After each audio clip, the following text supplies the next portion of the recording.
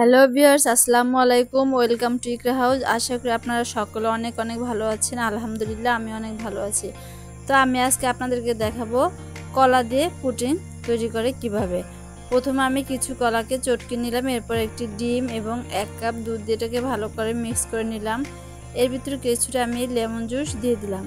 তো এখন একটা বাটিতে আমি ক্যারামেল তৈরি করে রাখলাম, সেটার ভিতরে বাকি উপকরণগুলো আমি ঢেলে দিলাম এবং এটাকে আমি চুলায় এখন বসিয়ে দেবো। একটা কড়াইতে আমি কিছুটা পানি দিয়ে দিলাম, এর ভিতরে আমি টিফিন কেড়ে বাটিটা বসিয়ে দিলাম। তো দেখুন ভিউয়ার্স, আমি 10 মিনিট জাল দেওয়ার পরে আমার পুডিংটা প্রায় হয়ে এসেছে। এখন আমি একটি টুথপিক দিয়ে এটাকে দেখবো যে এটা হাতে লেগে যায় কিনা। দেখুন এটা লাগেনি, এটা হয়ে এসেছে। এখন এটাকে আমি নামিয়ে ফেলবো। তো ভিউয়ার্স দেখুন আমার পুডিংটা মাশাআল্লাহ প্রায় তৈরি হয়ে গেছে। এখন এটাকে আমি পরিবেশন করব। তো পুডিংটা কেমন হলো আপনারা আমাকে অবশ্যই কমেন্টে জানাবেন। তো আজকে এ পর্যন্তই। আল্লাহ হাফেজ, সবাই ভালো থাকবেন। আসসালামু আলাইকুম।